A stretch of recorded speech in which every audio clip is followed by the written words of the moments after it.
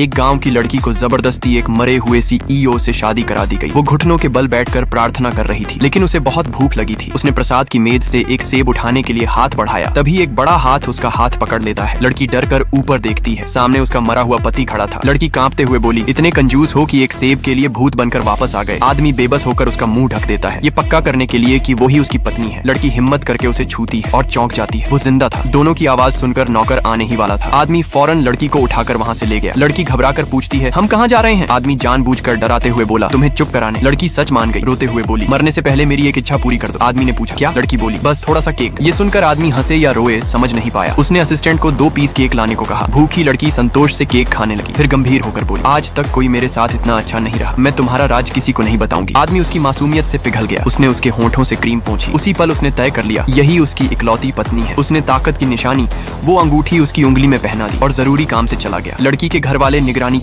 बेटा इग्नोर किया तो मैं तुझको सर्वनाश कर दूंगा। अगर इस वीडियो को लाइक कर चैनल सब्सक्राइब किया तो तेरा घर धन दौलत से भर लिए आए, लेकिन लड़की गायब थी। नौकर ने बताया, वो कल रात से यहाँ नहीं है। चालाक बड़ी बहन तुरंत चिल्लाई, ये लड़की बेहुदा है। बड़ा भाई बोला, इसे गांव में मरने के लिए छोड़ देना चाहिए। जब लड़की हॉल में लौटी, पिता ने बिना पूछे उसे थप्पड़ मार दिया। लड़की सच बताना चाहती थी, लेकिन सीईओ का राज खोल नहीं सकती थी। वो चुपचाप खाना खाने लगी। पिता और भड़क गया, बोला, प्रसाद खाने की हिम्मत कैसे हुई? और फिर से थप्पड़ मारा। तभी बड़ी बहन की नजर उसके गले के हार पर पड़ी जो सीईओ ने दिया था। उसे जलन हुई, सोचा मेरे बदले मुर्दे से शादी की और इतना महंगा हार मिल गया। वो छीनने लगी। धक्का मुक्की में एक अंगूठी नीचे गिर गई। पिता ने ध्यान से देखा, वो सीईओ परिवार की खानदानी अंगूठी थी। उसे लगा लड़की ने चोरी की है। वो उसे जबरदस्ती कबूल करवाने ही वाला था। तभी दरवाजा जोर से खुला और सीईओ अंदर आया, अपनी पत्नी के साथ खड़ा होने। अगर पार्ट 2 देखना है तो कमेंट में पार्ट 2 जरूर लिखो। मुझे पता है तुम्हारे घर धन की कमी है, क्योंकि तू मुझे लाइक सब्सक्राइब नहीं करता। अगर तू मुझे लाइक सब्सक्राइब करके कमेंट में माँ लिखता है तो तुझे माला माल कर दूं।